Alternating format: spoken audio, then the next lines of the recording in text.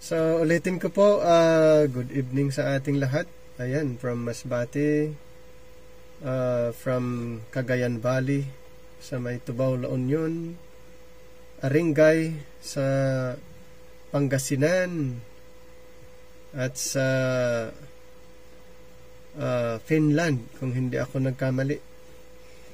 Ayan, at saka sa iba pang lugar, sa Tarlac, sa Cebu, at sa iba pang mga lugar dito po sa La Trinidad, Baguio. Magandang gabi po. So, continuation po ng ating pag-aaral under po sa isang subject na biblical issues or biblical differences. So, dito po tayo sa issue tungkol sa grace and peace. Grace and peace is not law and wrath. So, ang grace and peace, hindi po ito ang law and wrath. So, paano po natin maunawaan ang mga bagay na ito using our chart or our diagram? Ito po ang isang guide natin kung paano natin maunawaan ang programa ng ating Panginoon. Actually, napakaganda po na mayroon tayong guide. At ito nga po yung ating chart. Ito yung parang blueprint ng ating pag-aaral. So, dito natin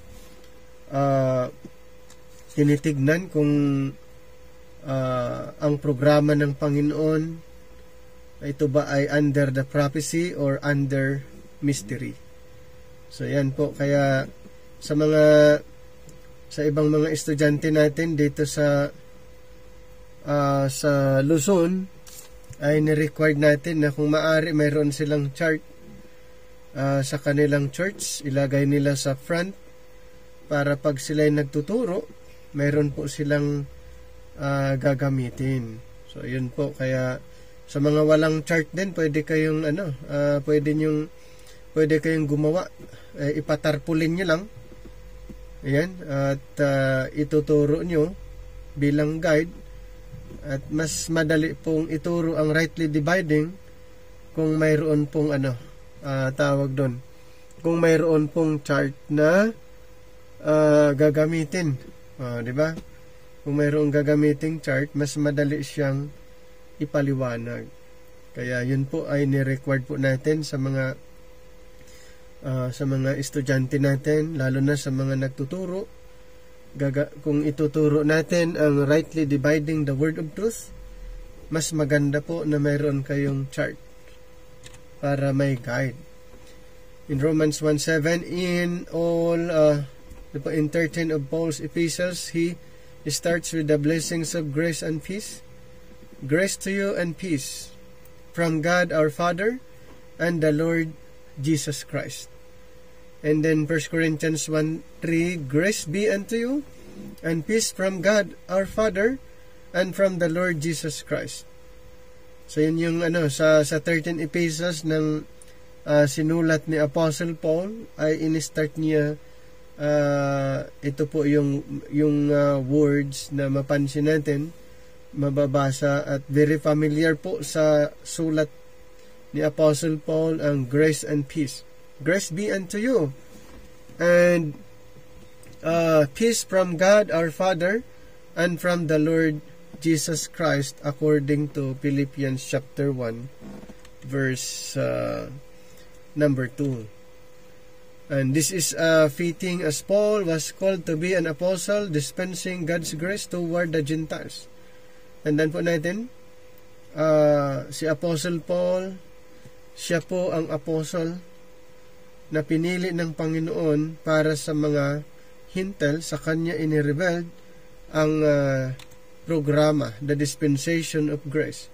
In Ephesians chapter 3 verse 2, if ye have heard of the dispensation of the grace of God, which is given me to you ward.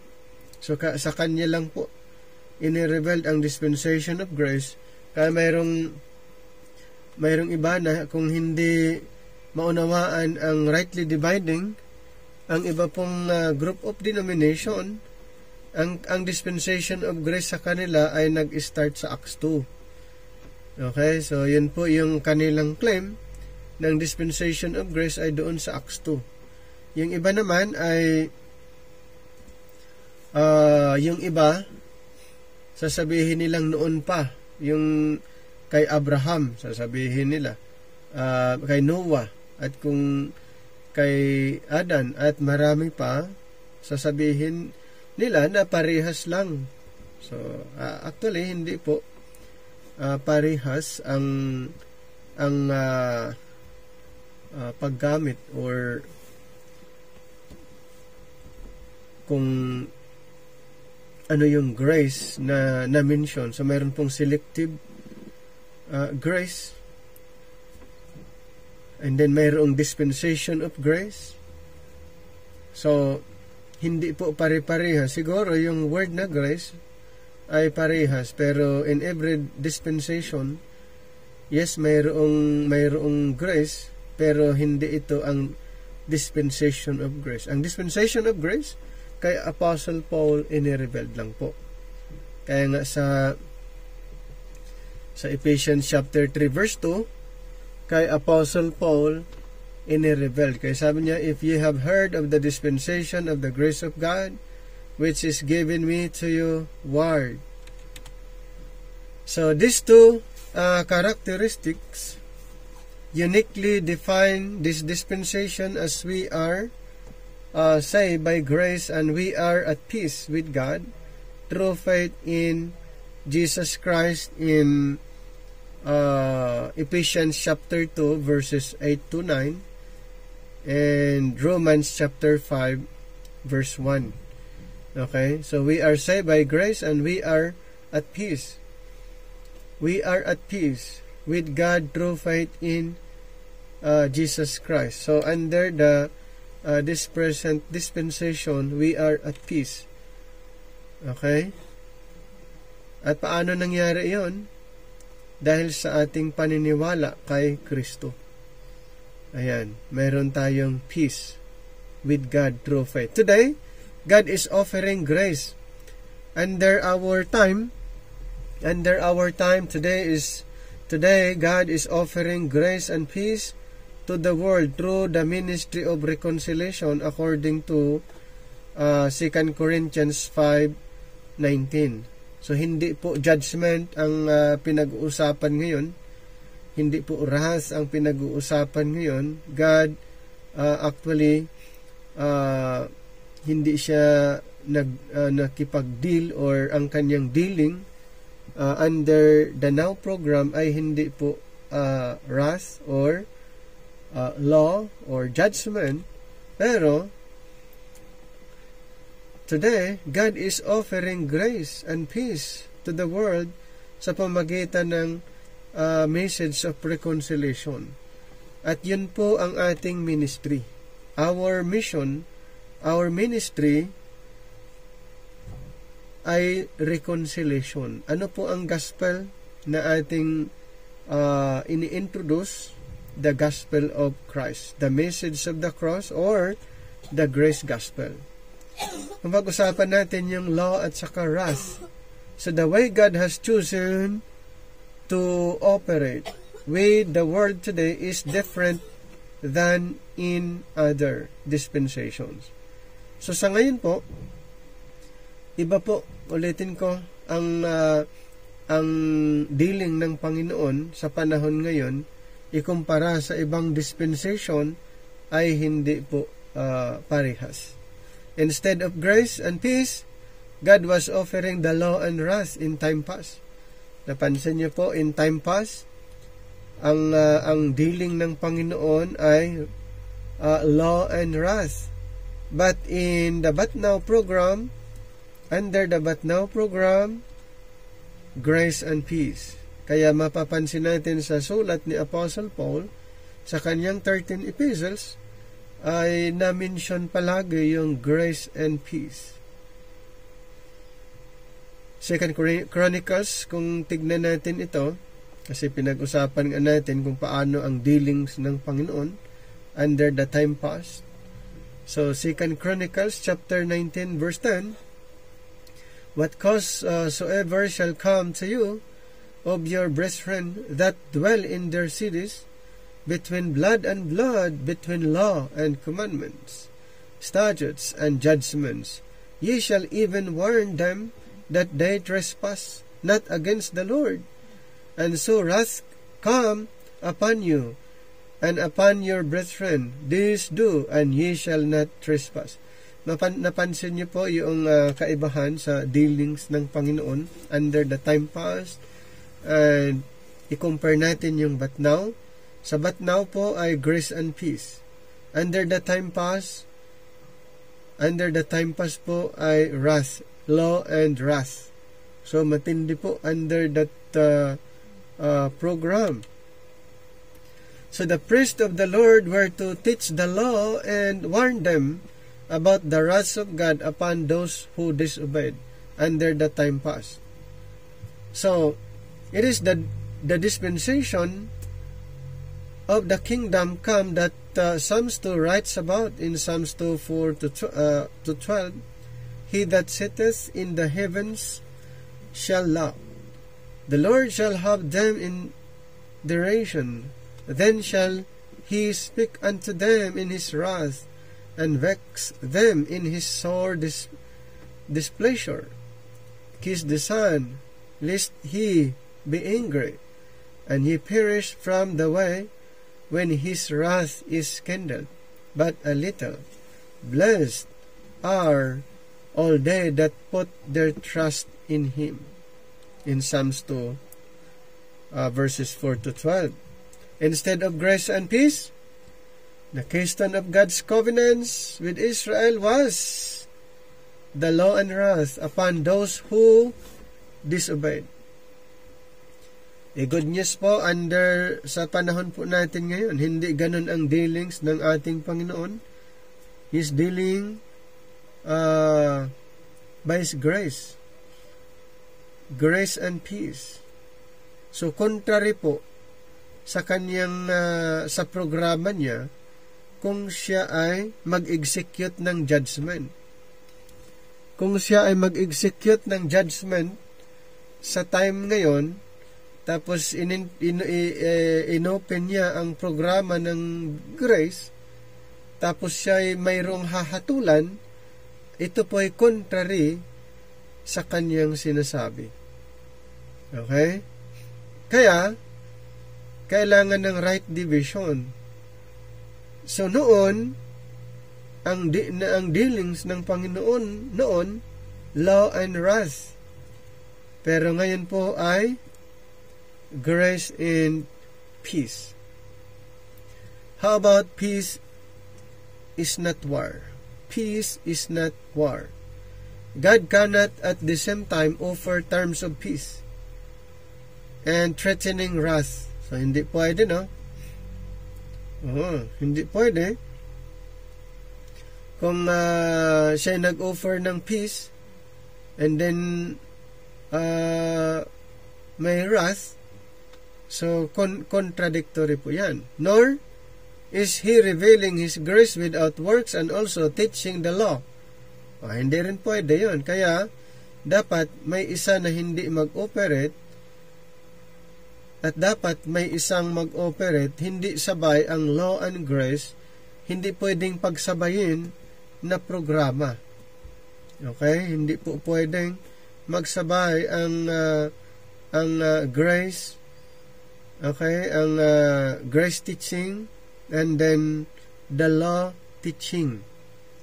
So kung grace, dapat grace teaching lang. Kung law, dapat yun lang din. Hindi pwedeng magsabay. Kaya palang sinabi niya din sa Romans 6:14, you are not under the law, but under grace. Kasi nga, hindi pwedeng magsabay ang dalawang programa.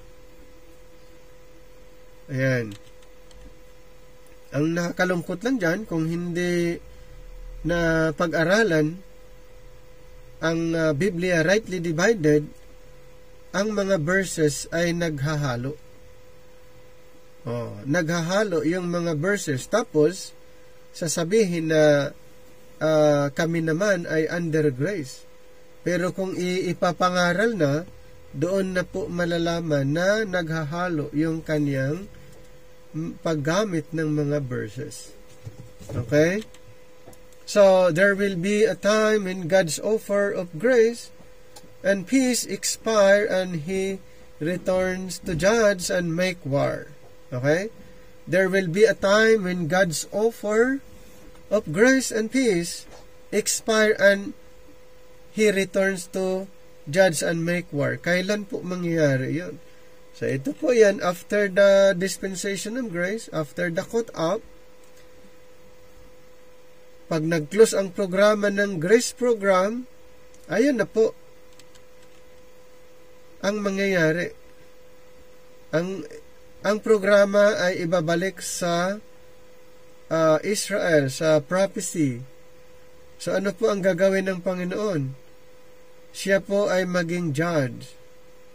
Siya po ay mag-execute ng judgment and war.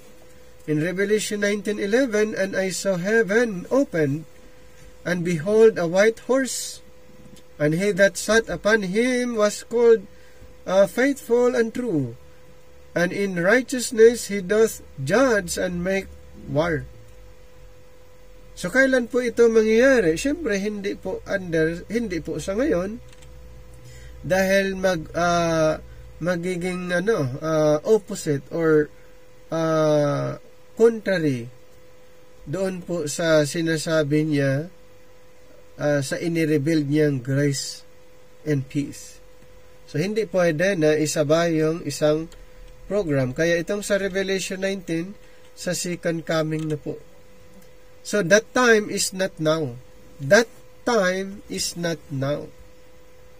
Hindi ngayon. There will be a time when the law is taught from Zion and the whole world, Micah 4:2. But that time is not now. In Romans 7:6, but now we are delivered from the law, that being dead wherein we were hid, that we should serve in newness of spirit, and not in the oldness of the letter. Ayan. So, dito po napakalinaw na hindi tayo sakop o saklaw sa programa under the prophetic program. Hindi tayo under sa prophetic program. We are under the mystery revealed program. Moses' dispensation was characterized by God's law and wrath. Ulitin ko po yung dispensation ni Moses, characterized by God's law and wrath. So pag yung programa under sa time ni Moses, pag yun ang i-execute sa time ngayon, ang tendency po, tuturuan kang maging judge.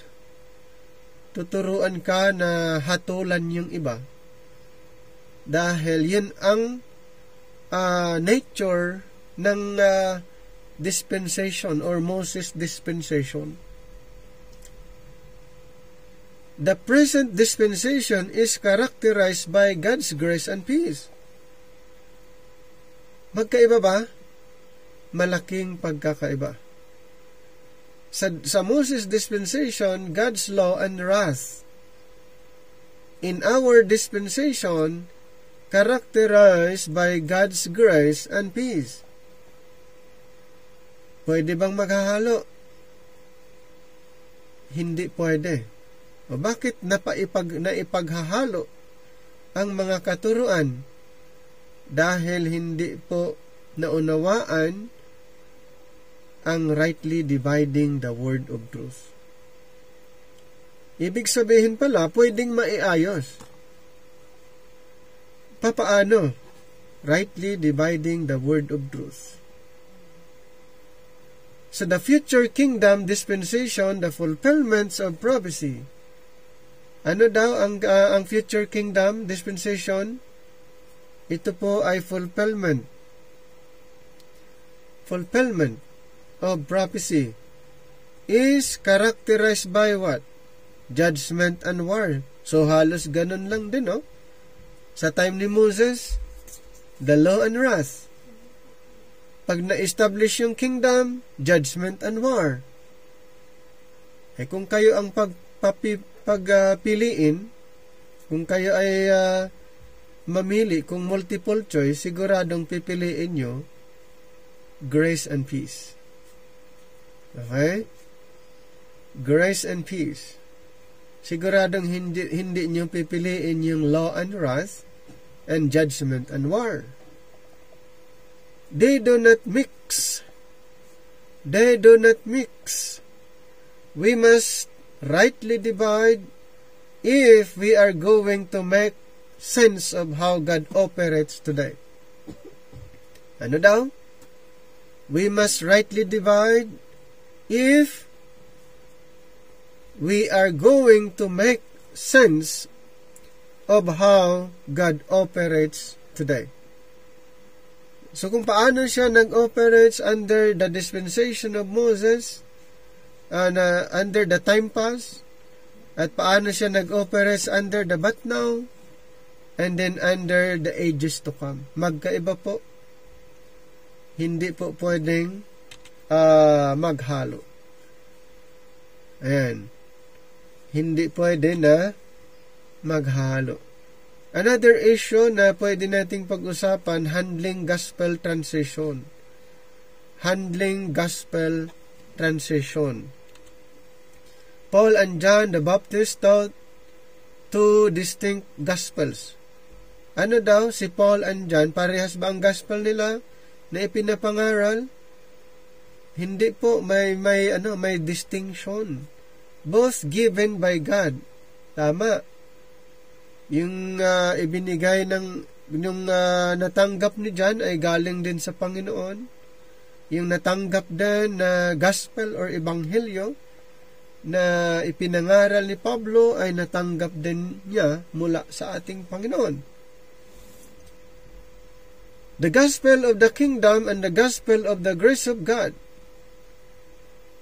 Paul's good news included Christ's blood payment for our sins and righteousness without the law. Ulitin ko po, Paul's good news, ang mabuting balita na ipinapangaral ni Apostol Pablo ay kalakip dito ay ang dugo ni Kristo. Christ's blood payment for our sins and righteousness. So John the Baptist tells the good news then. Parehas ba? Kung kay Apostle Paul, kasama dito ang good news included Christ's blood payment for our sins and righteousness, how about kay John the Baptist? Tells the good news of a coming Messiah to establish the long-promised kingdom to Israel. Parehas ba sa sinabi ni Apostol Pablo? Hindi. Ito ba ay good news na sinabi ni John the Baptist? Yes. Kailan ito good news? During the time pass program. Yan ay good news during that time. During that time of Jesus Christ, during the time of the apostles, time of the John the Baptist, backward. Sila Moses, mga prophets, sila David, kings, lahat. Good news para sa kanila yun. Ibig sabihin ba na hindi ipinapangaral ni Pablo ay hindi na good news, hindi good news yung yung tinuturo niya dahil hindi katulad nung kay John the Baptist. Hindi po. Dahil ang good news ngayon, ito po, yung ipinapangaral ni Apostle Paul, yun yung good news sa panahon ngayon. The good news included Christ's blood payment for our sins and righteousness without the law, while John the Baptist taught the good news of a coming Messiah to establish the long-promised kingdom to Israel. Ito ba ay pwede nating ipangaral na iba gospel din under our time? Hindi. Siguro pwede nating i-share bilang programa under the Time Pass program. Pwede nating banggitin for learning purposes, pero hindi pwedeng sasabihin natin na ito din ay gospel para sa atin. Pwede naman natin na aralin na ito ang katuruan ni John the Baptist during his time, ang good news na kanyang ipinapangaral patungkol sa pagbabalik ng Mesiyas at ang pag-establish ng kingdom na matagal na pong inaantay. Anyone with sin could not enter the kingdom. Anyone with sin could not enter the kingdom. He water baptized for the remission of sins and for the priesthood. So ang tindi po, may requirements bago po makapasok sa kingdom. Kailangan po muna i-water baptize for the remission of sins and for the priesthood in Mark 1 verses 3 to 4. Ayun po ang yun yung requirements eh. Kung ang isang believer, kung gusto niyang pumasok sa kaharian, dapat mag-undergo siya ng water baptism. Ang tanong, yun din ba ang itinuturo ni Apostol Pablo na bago makapasok sa langit, o bago pumunta sa langit, o bago makasama sa rapture, yun din ba ang ni-required ni Pablo? Na kailangan munang i-bautismuhan sa tubig para siya makasama sa rapture? Wala po. Wala po siyang sinabi. Pero kay John, napakahalaga po. Dahil requirements ito para ang mga naniniwala sa kingdom gospel, sila po ay makapasok doon sa kingdom. Jesus, during his earthly ministry, taught the same message as John. Si Jesus Christ at si John, ang mensahe na kanilang ipinapangaral ay parehas lang. In Mark 1:14-15. Kung parehas, ibig sabihin, ang audience nila parehas din. Sino ba ang audience ni John the Baptist? Mga lost sheep of the house of Israel. Sino bang audience ni Jesus Christ? Ganun lang din po. The lost sheep of the house of Israel. Kaya, ang gospel na ipinapangaral nila ay parehas. Yet, he added belief in himself. Ang kaibahan lang, ang naidagdag lang doon, ay maniwala sa kanyang pangalan. Okay? Ang naidagdag lang sa ipinangaral ng ating Panginoon, aside from preaching the kingdom, he added na dapat paniwalaan ang kanyang pangalan na siya yung Messiah. Anyone who did not believe Jesus was the Son of God was unacceptable with God according to John 6:40. Hindi sila pwedeng tanggapin sa ating Panginoong Diyos kung hindi nila paniwalaan ang pangalan ni Jesus, pangalang Jesus. The Gospel of Jesus' name. Ayan, napakahalaga po during that time. The disciples of John may not have identified the Messiah. Followers of Jesus were required to. So the transition to Peter's message. So may transition po sa mensahe ni Pedro. When Jesus died, his followers scattered. Kailan na-scatter yung mga followers ng ating Panginoon? When Jesus died. When Peter resumed the Lord's ministry, he taught Jesus' message plus the Messiah's necessary death and resurrection according to the prophets. Kaya may transition nga.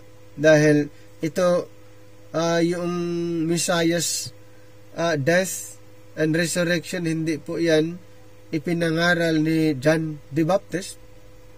So kaya may tinatawag transition din. So Peter resumed the Lord's ministry. He taught Jesus' message plus the Messiah's necessary death and resurrection according to the prophets. Acts 2:31 and 2:38 and Acts 3:18. All new followers had to believe Peter's. Yes. All new followers had to believe Peter's message of water baptism, the messiahship, and resurrection. Denying the resurrection was unacceptable. Kailan? During the time of Peter's ministry with his companions. Ipinapangaral din po yan. Ngayon, kung hindi nila i-recognize, hindi sila tatanggapin. So, may napakahalaga. Yung mga new followers, naniniwala ka sa mensahe ni Pedro, and then nabautismuhan, niwala na sa Messiah, and then sa resurrection, pero pag hindi paniniwalaan, sila hindi tatanggapin. Ayan. Added to Peter's message was supernatural empowerment with the Holy Ghost.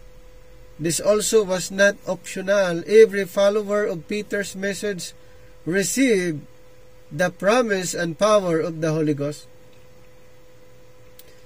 So nakita niyo po yung follower of Peter's message received the promise ayon sa Mark 16:17, Acts 2:38 and 1 John 2 verse 21. Every follower of Peter's message received the promise of power of the Holy Ghost. So the gospel message was altered or added to 3 times in the course of only a few years. Followers of John coexisted with followers of Peter and did not understand the resurrection. So ganon yung sa followers ni John. And then followers ni Peter, ayan, did not understand the resurrection, Messiah, or the Holy Ghost. Acts 19:2-3, they were acceptable under John's ministry and unacceptable under Peter's. They were not in the upper room.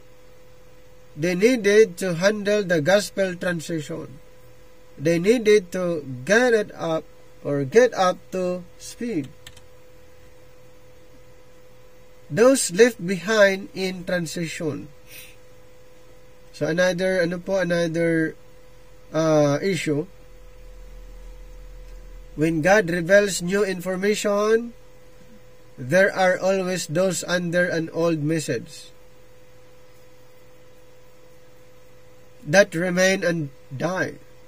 They may never be included in the new message when they were given God's message. They believed it and acted accordingly. The just shall live by faith. When you learn to respect the difference between Peter and Paul's Gospels, you will ask the same question everyone asks. What happened to the followers of Peter's Gospel if Paul was different? Ayan.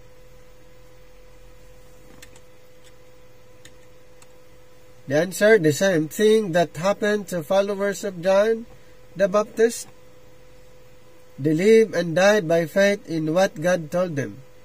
Their message was old and was being replaced by the gospel of the grace of God. So Peter's message was no longer what God was using. And Paul updated Peter and Peter backed off. Transition was not unprecedented. Kaya may mga transition. May mga transition na nangyayari. Kasi yung mga dati, mga nauna kay Peter at maging sa time ni John, ay magkakaroon talaga ng tinatawag na questions o papaano na yung mga followers nila noon na hindi naman katulad doon sa sinabi ni Pedro o ni Pablo. Ayan po. Kaya nga, the just shall live by faith. Mayroong tinatawag transitional changes. O may mga, transition. Another issue naman, patungkol naman dito, paano mo nalaman na ikaw ay saved? Ayan. Ito din ang isang question. Kasi mayroong iba na hindi sure na sila ay saved. Sasabihin lang nila na sila ay saved kung nasa Panginoon na sila. Sasabihin nila na sila ay saved kung nasa langit na sila. Pero ngayon, hindi pa nila masasabing sila ay saved. So may mga ganun pong klaseng theory or belief o paniniwala na pagdating sa salvation ay maraming hindi sure patungkol sa salvation issue. Let's be honest. So according to the research, if you do not know that you are saved, it is because you are not. I am not trying to be cruel or mean, but simply honest. It would be the worst kind of negligence if I encourage you to believe you were saved, if actually you were not. Okay, according to the writer. Unsaved people roam the earth, thinking they are right with God. So unsaved, yun pala ang ang unsaved, nakakalungkot, no? Yung ganung reasoning pala ay yun yung reasoning ng mga unsaved. Unsaved people roam the earth thinking they are right with God. Parang iniisip nila na sila ay ayos sa Panginoon but are not. So ibig sabihin yun yung mga signs na hindi talaga sila ay yung saved. Nag-alangan, hindi sure. Kaya unsaved people roam the earth thinking they are right with God but are not. This reality may be driving your honest question about how to know if you are saved. This question is the greatest question one could ask because the answer is understanding the gospel that saves.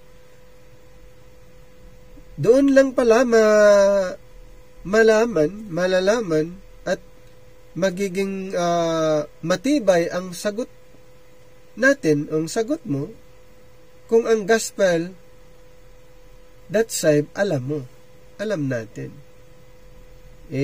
Paano kung hindi niya alam yung gospel that saves? Ayun po ang problem. Kaya sasabihin hindi sure. Sasabihin niya hindi siya sure kung siya ay ligtas o hindi. Siya ba ay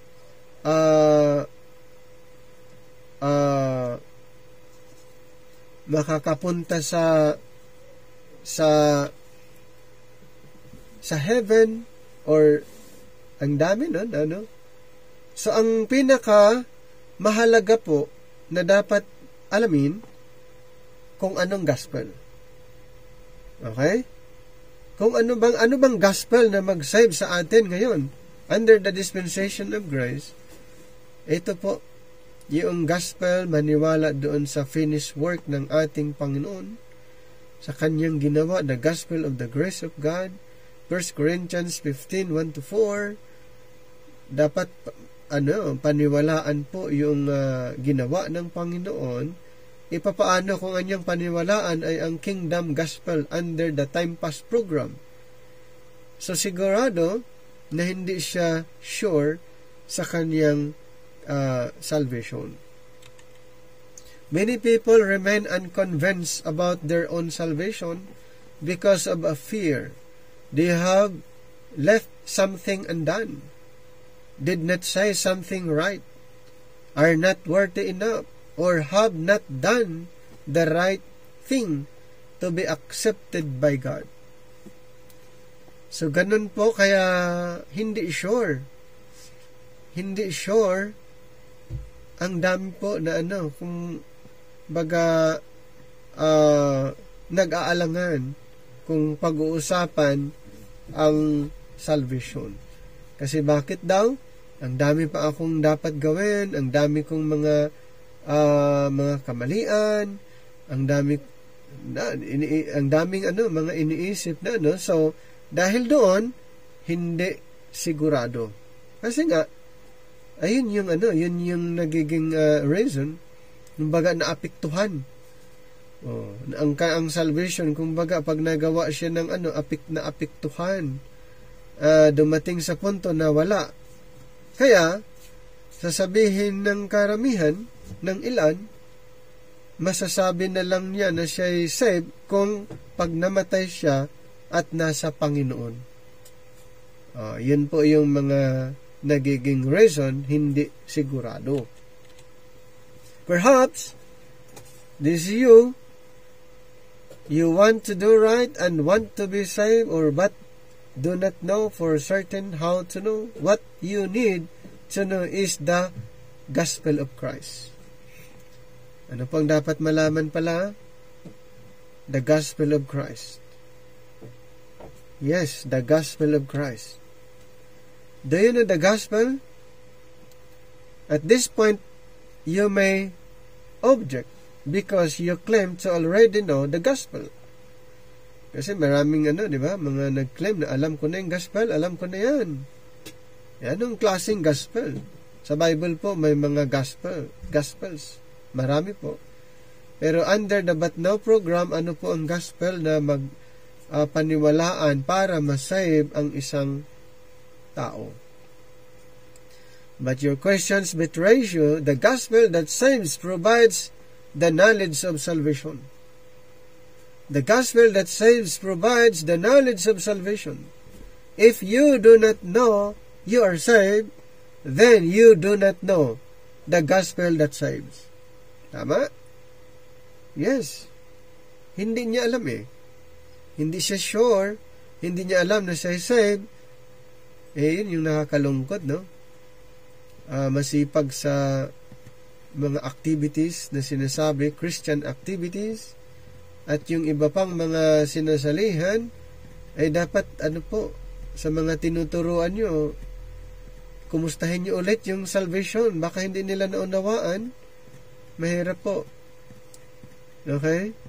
Kailangang ipaunawa ano yung gospel. The gospel that saves. Dapat maunawaan po nila. If you claim to know the gospel and still do not know, if you are saved, you have been told the wrong gospel. Yan. Tama. Hindi pa rin niya alam Wrong gospel yun. Wrong gospel. Perhaps you have been told salvation comes by believing Jesus is the Son of God, loving the Lord, following Jesus, accepting Jesus. Na ito ba ay very common? Pero you have been told salvation comes by. Ganun po. Believing Jesus, loving the Lord, following Jesus, accepting Jesus, and then being born again, keeping the commandments, loving your neighbor, praying the sinner's prayer, repentance and confessing your sins, confessing the Lord with your mouth. Ito ba yung gospel na mag-save? Yung mga ito na mostly very common na binabanggit. Asking Jesus to come into your heart, making Him Lord of your life, maintaining a personal relationship with Jesus, naming the name of Christ, being filled with the Holy Spirit, or feeling His presence. Na-explain ba ang work ni Christ, ang gospel? Na-emphasize ba ang gospel of the grace of God? The gospel of Christ, na-emphasize ba dito sa mga na-mention natin? Hindi. If so, you were told wrong. Pag ganun po, hindi yun yung gospel ngayon. Mali yun. Pag yun ang pagbabasihan tapos sabihin siya ay believer,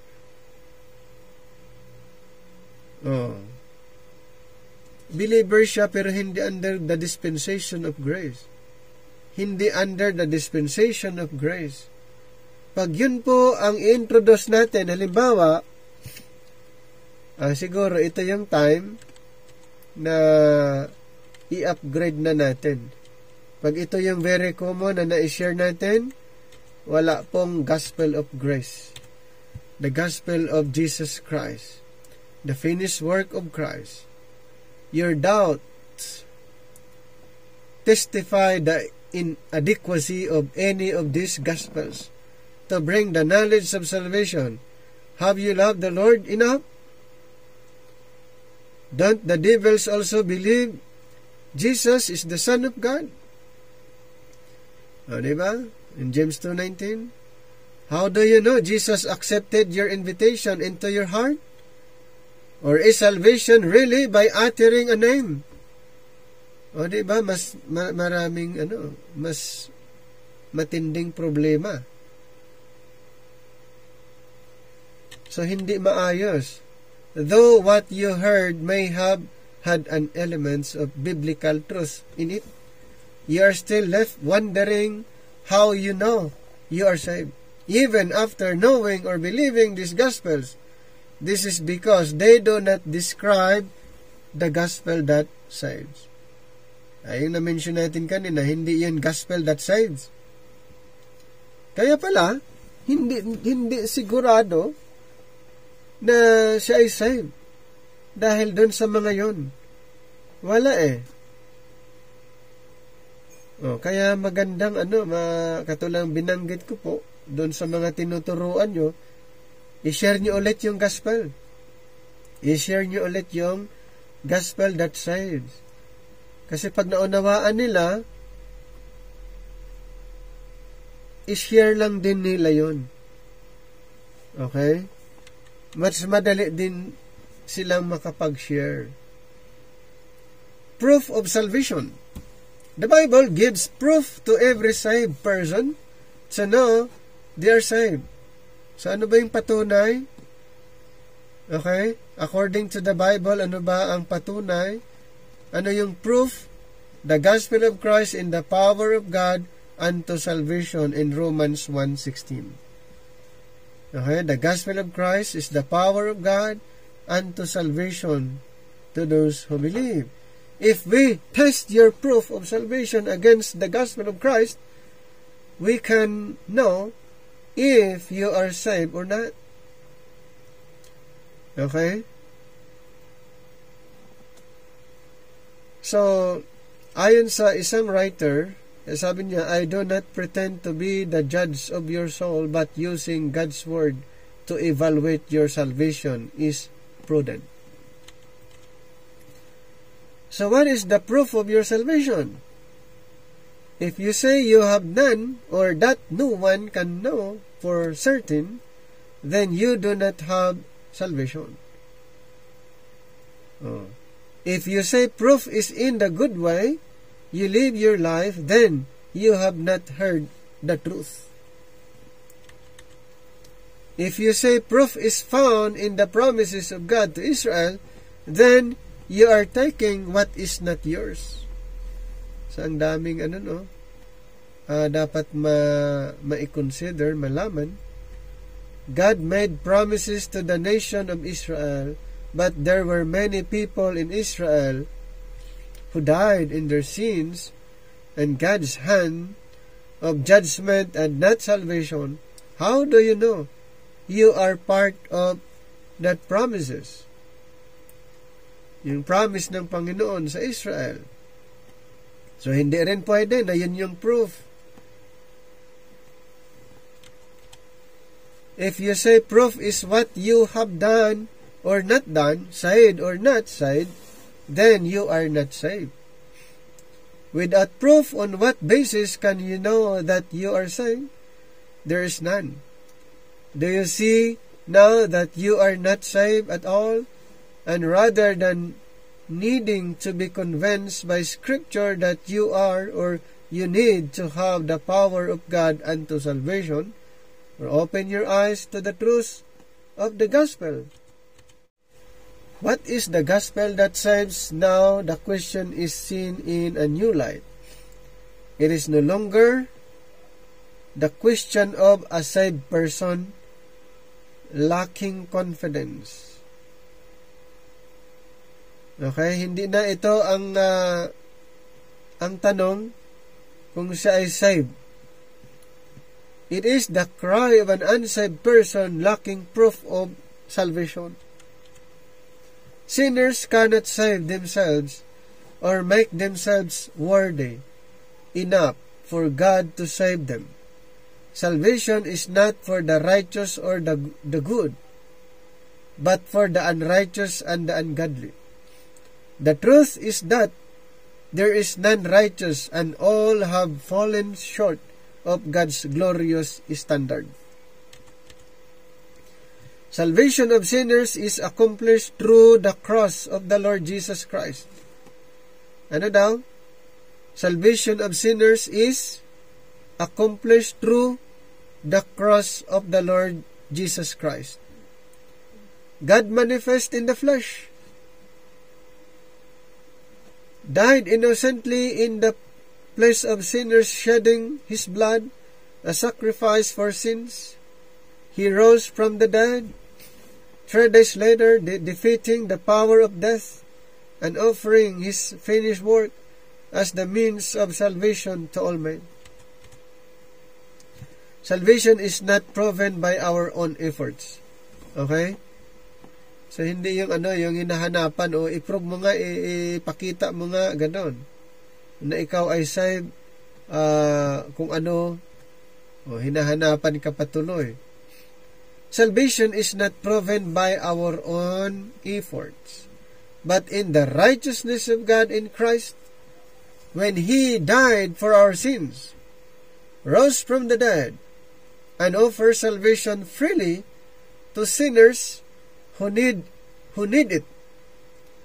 Proof of salvation is found in the gospel of Christ. Yun yung proof. Yun yung proof.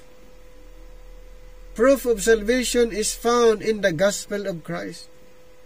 God was in Christ reconciling the world to Himself by the cross.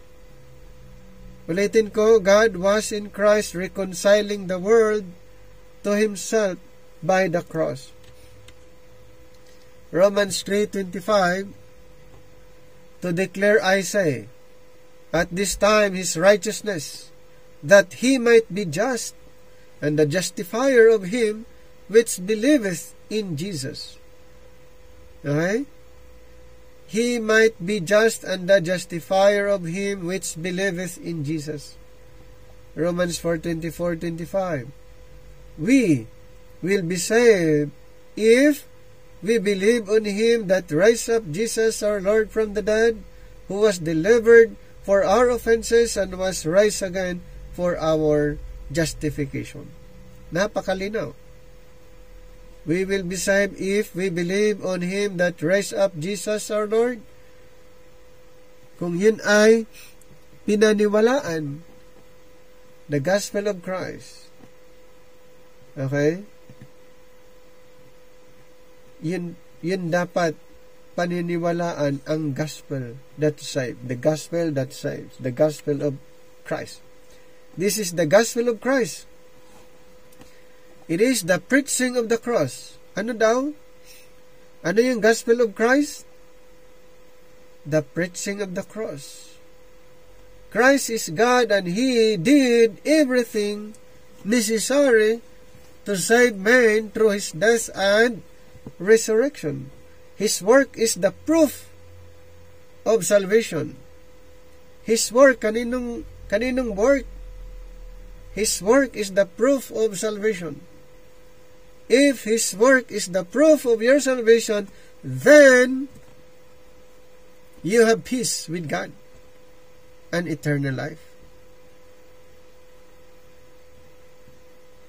You are no longer trying to provide proof.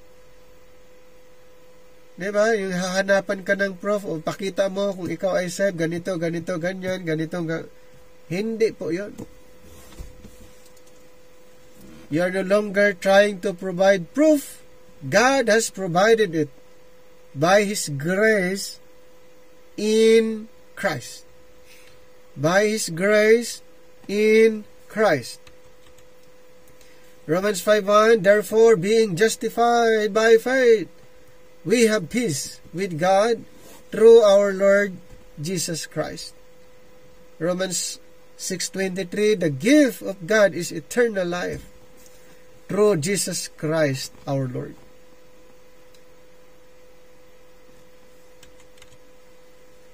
How do I know? Another questions. Questions. I know that I am saved because Christ died for my sins, rose from the dead, and offers salvation freely to all who believe in Him. Saan po, pag naunawaan yung gospel that saves, ito po ang masasabi natin. I've seen Him save other people who believe the gospel of Christ. So, paano daw ang salvation? Paano masave ang mga unbelievers? Dapat paniwalaan yung gospel of Christ. He will save you when you believe it in Ephesians 1:13 and Romans 3:22. Stop trusting your life, your prayers, your works, your good deeds, your feelings. Trust the finished work of Christ. And know that you are saved. Yun pala eh. Dapat ito po ay malaman. Dapat ito po ay ma-emphasize, maipaliwanag. Kasi, pag hindi po, ang tendency po, hindi sure. May mga matagal sa mga nagsabing ministry daw, pero hanggang ngayon hindi sure. Marami po na mga hindi sure kung sila ba ay saved. Dahil nga, kaya nga lumabas yung teaching na nawawala. Yung salvation ay nawawala. So, lost and found salvation.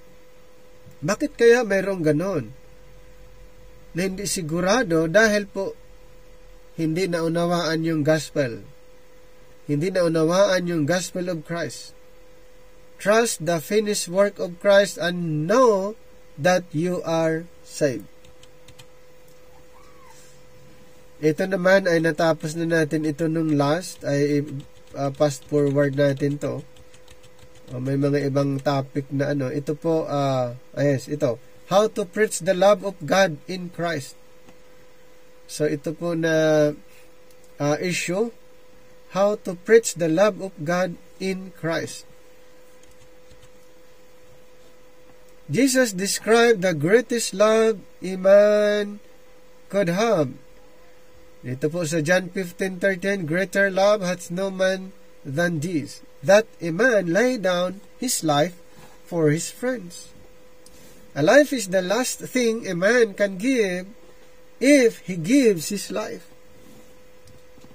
So there's nothing more He can give.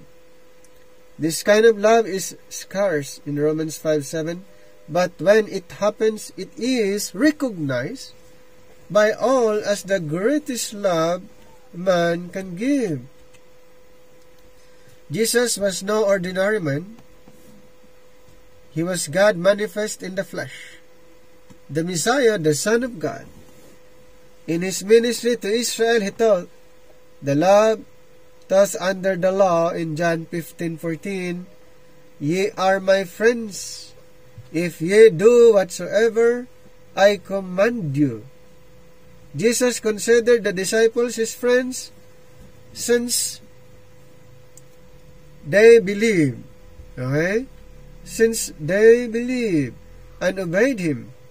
Those who did not follow or obey or do what Jesus said were not His friends. Diba? That time, in Matthew 10:32 to 33, nakikita niyo po yung condition na sinabi ng ating Panginoon that time when He was on earth ministering to the lordship of the house of Israel. At ganun din in Matthew 19:22 to 23. Jesus had spent the past few years of His life doing good, performing miracles. Ito pa, take note, during His ministry. He was performing miracles and teaching to love God and neighbor. Sinong nagsabi noon? Si Jesus Christ during His ministry. But His greatest act of love as a man was yet to come. Jesus would die for His friends. His body would be broken for those He considered friends. He would deliver them from their enemies in Luke 1:71. There's nothing greater He could give as a man living perfectly under the law. God's greater love. While greater love has no man than to die for his friends, God's love is greater. Christ died and rose from the dead. He had displayed the greatest love man could give to his friends, but He had not yet revealed the greatest love of God.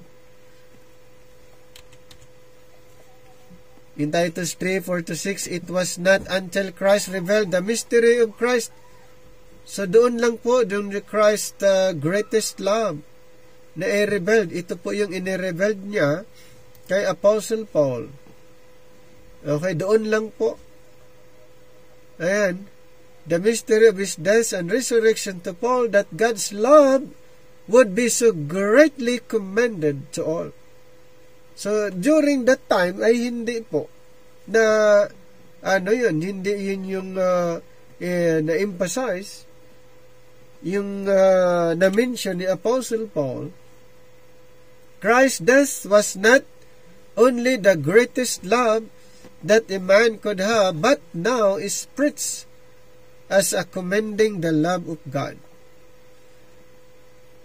Romans 5:8, but God commendeth His love toward us, in that while we were yet sinners, Christ died for us.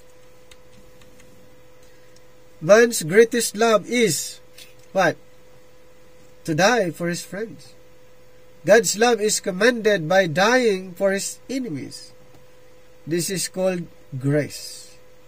Friends merits love, and dying for them is seen as the greatest display of that love between men. Enemies do not merit love, and dying for them is seen as not only love but grace.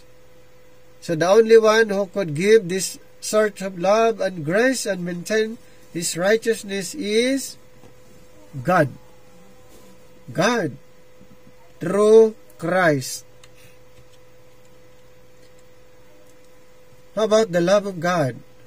Preaching the death of Christ for those that love Him is preaching the greatest love man could have. But it is not preaching the greater love of God today. Man's love is commended by dying for family, friends, and country. Okay, that's man's love. So the greatest, ulitin ko po, the preaching the greatest love man could have, it is not preaching that greater love of God today. The love of God in Christ's death surpasses human capability. The love of God in Christ's death surpasses human relationship. The love of God in Christ's death surpasses human merit. The love of God in Christ's death surpasses human sin. The love of God in Christ's death surpasses His wrath. Wow! It is not said that love of God is commanded in the birth of Jesus, nung siya ipinanganak, or during His life, or even the death of Jesus as man for His friends, which shall happen under the law to His family, friends, and country. The love of God is commended in Romans 5:8. The death of Christ for us. Okay? The love of God is commended in the death of Christ for us who are not. The love of God is commended in the death of Christ for sinners and enemies. Preaching the love of God in Christ requires what? Preaching the death of Christ according to the dispensation of the grace of God. Diba? Preaching the love of God in Christ requires preaching the death of Christ. Kaya nga we are introducing the gospel, the love, preaching the love of God, His death, burial, and resurrection under the dispensation of grace.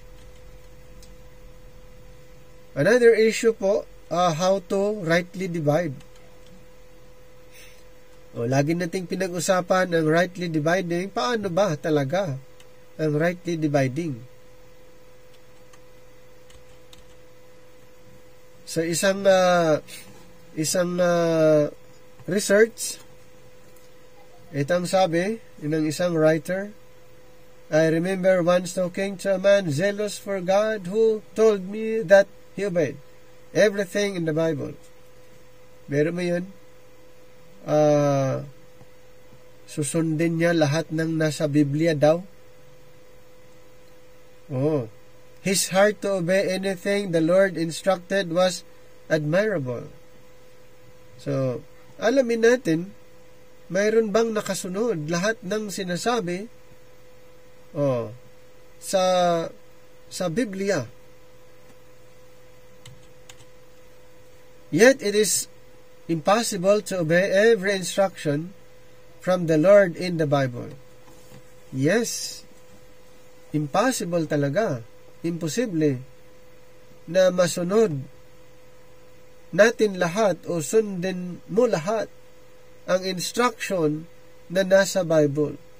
There are instructions from the Lord that conflict with earlier instructions. Diba?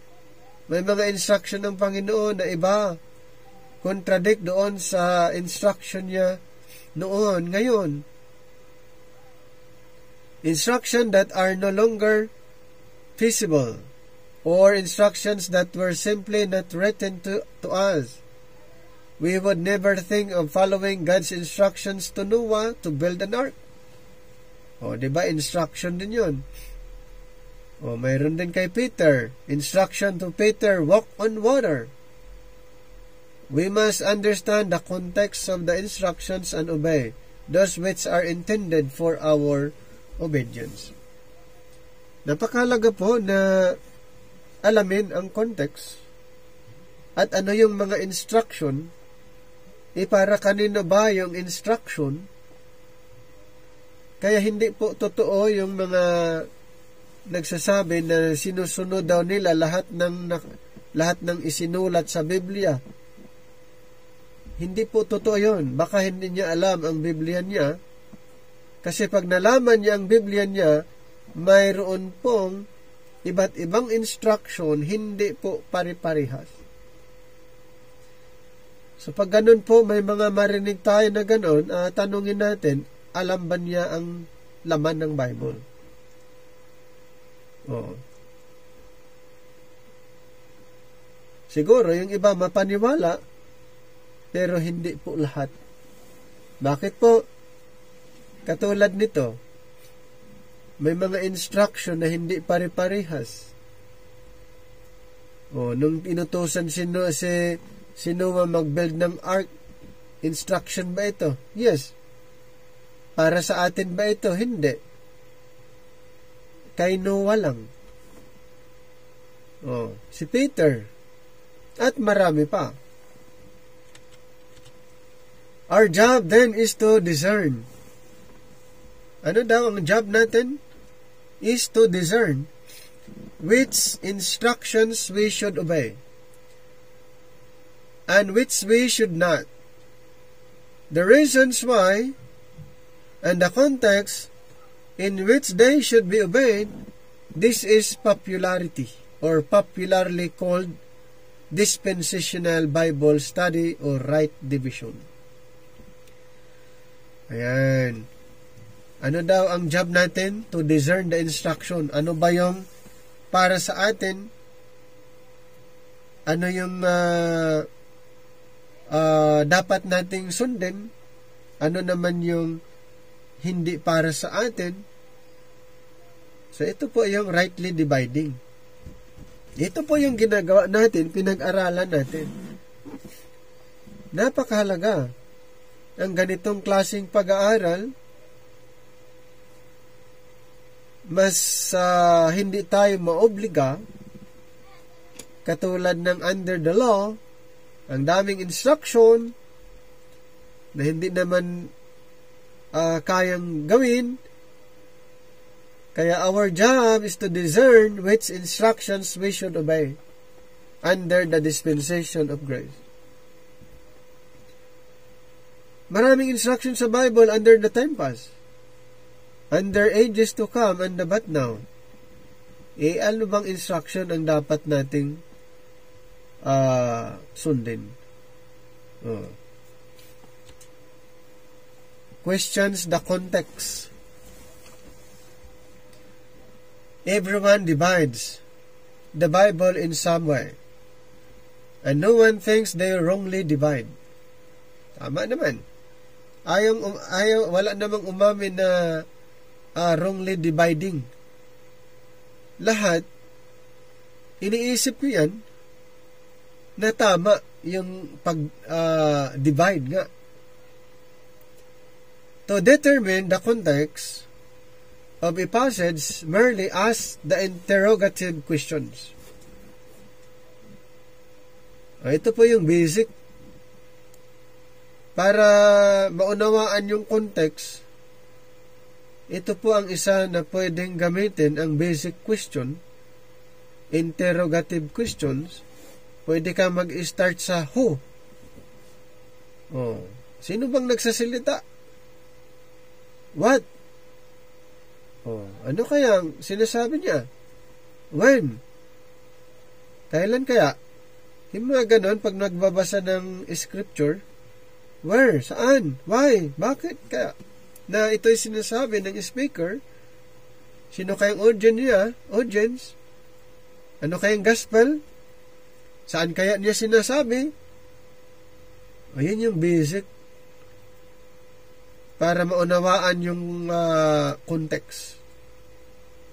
Here are some simple questions to ask to determine the context of a passage. Number 1, who is speaking and to whom? Number 2, what are they speaking about? Number 3, when are they speaking about it? Number 4, why are they speaking about it? Ayan po yung basic na question to identify, to determine doon sa context. Consider this interrogative questions. pwede nyong i-apply doon sa inyong binabasang scripture para malimitahan yung pagbibigay ng imagination or meaning kung ano-ano na lang ang kahulugan. Ito po, consider nyo po yan. So the answer to these questions will establish a context of the passage. Sometimes you will not be able to answer all the questions. If not, answer what you can, or not all the answers are necessary for understanding. Are you in the context? Next, you must determine if you fit in the context of the passage. If you do, then obey. If not, then you must let it be as instructions not written to you. Diba? Ganun lang, oh. Halimbawa, using the interrogative question, nalaman mo na, doon sa context, kung ang context na yun ay para sa'yo, o de, obey. Kung hindi naman, ayon sa context na yun, let it be as instruction not written to you. Kaysa sasakit yung ulo mo sa kakaisip, bakit ganon? Sasakit talagang ulo dyan. Kaya, mayroon pong guide. Yung question, yung 4 na yun, pwede nyong i-apply sa pagbabasa para maunawaan yung tamang context. Madali na lang pong maunawaan kaya sa pamagitan ng mga example na na-mention, kasi ang devil ay nagsasalita din, pero hindi ibig sabihin yung kanyang sinabi ay gagawin natin.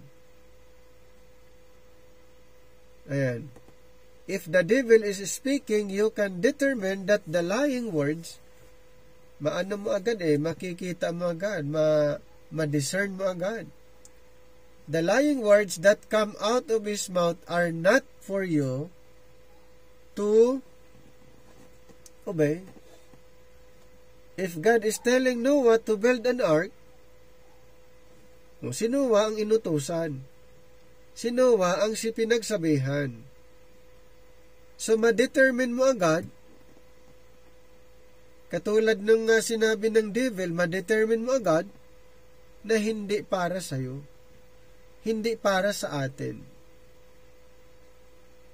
You can determine that you are not in that audience. The time of Noah, the flood is already past. Another example. If God is speaking about making a covenant with Israel, ano naman yung mo doon? Ano naman yung part mo doon? Ang matutunan natin doon, using doon sa questions, interrogative questions. So kung ang Panginoon ay nagsalita, gumawa ng covenant sa Israel, since na tayo ay hindi part sa 12 tribes of Israel, then you can also ma-determine natin that you are not in the context, since we are not Israel. Ayun pala ang mga yung malaking tulong po yun para maiwasan yung mixed teaching. If you are a Jew reading this, then there are other questions you must ask. Rightly dividing God's dispensations. Rightly dividing God's dispensations. If we ask these questions throughout the scriptures, we find that many passages have the same context.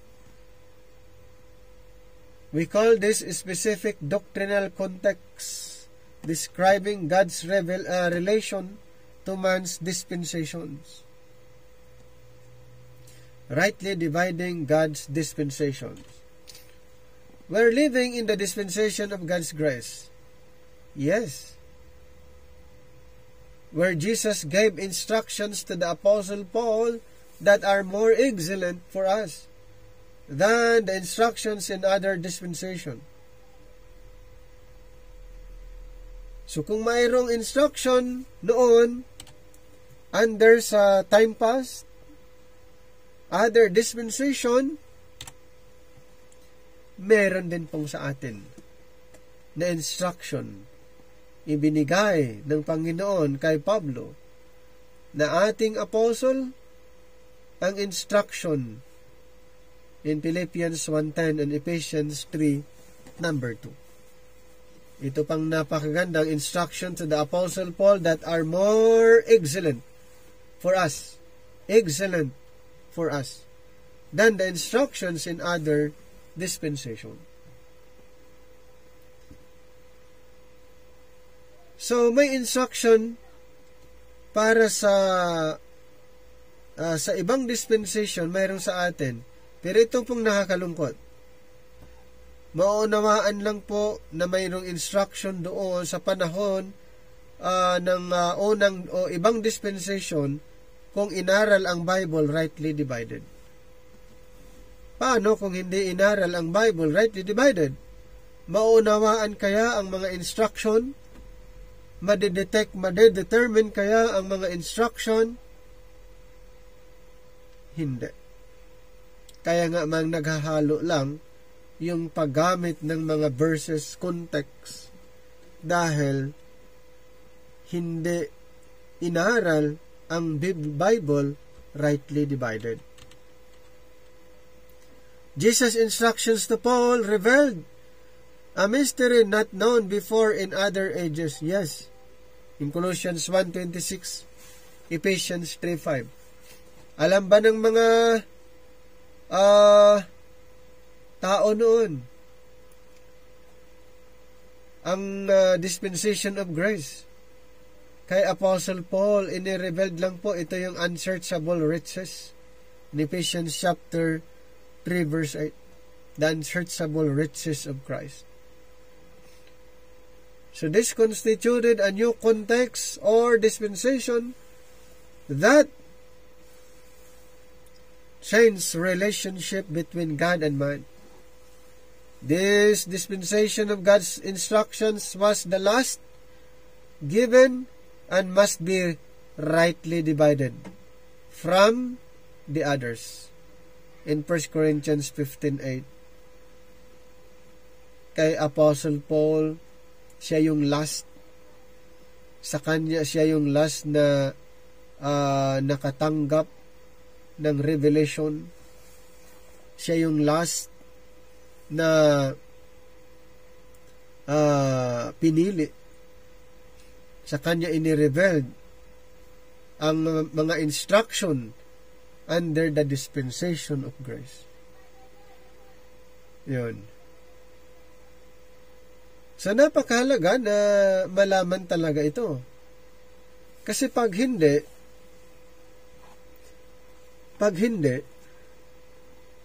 ang mga instruction na sinusunod ay yung sa ibang mga dispensation. Mayroon pang nagsasabi na si Pablo ay nagdadagdag ng katuruan kasi iba doon sa turo ng mga apostol. Si Pablo daw ay marami siyang idinagdag na turo. Pag ganun po ang sinasabi ng isang speaker or preacher, hindi talaga niya alam ang mga instruction na natanggap ni Apostol Pablo, kasi ang kanyang konklusyon na si Pablo daw ay nagdadagdag ng katuruan. Yan ang sabi sa Galatians 1. 11 and 12. Ang kanyang itinuturo ay hindi niya natutunan galing sa tao o mula sa tao. Sa verse 12, doon sa Galatians 1, ito ay revelation ng Panginoon. Hindi po siya nag-imbento, wala siyang sariling turo, kundi ang kanyang ipinapangaral ay galing sa Panginoon. Okay? Galing sa Panginoon ang kanyang itinuturo. Ang sinabi pa nga niya sa Galatians 1, 9 and 8, kung may magturo sa inyo ng iba sa kanyang itinuturo, ano sabi niya? Let him be accursed. Kaya nakakalungkot na may mga ganun pong preacher, speaker na ini-ignore, dinideny, or talagang hindi niya alam kung ano ba talagang instruction para sa panahon natin ngayon. Ano ba talaga ang katuruan ang dapat ipapangaral sa panahon natin ngayon under the dispensation of grace?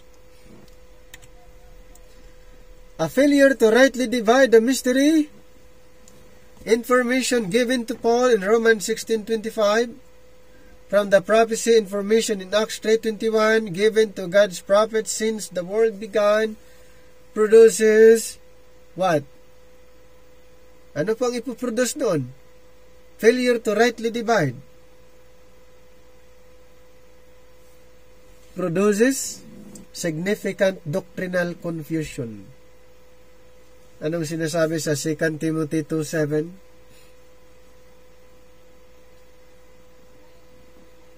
Second Timothy chapter 2 verse 7. Consider what I say, and the Lord give thee understanding in all things.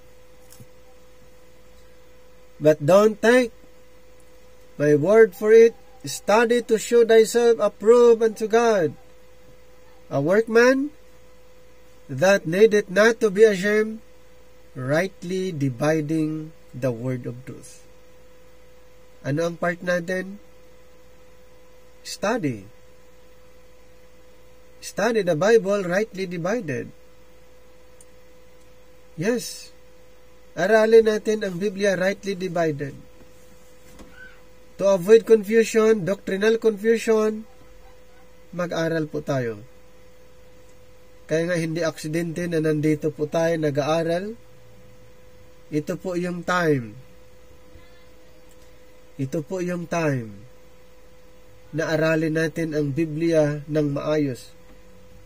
Para sa next generation, sa mga tinuturuan natin, naku po, ang ganda. Alam na nila, maunawaan ng Biblia, maayos, hindi confusing. When it comes of salvation, hindi confusing. When it comes of gospel presentation, ganun din po. Maayos.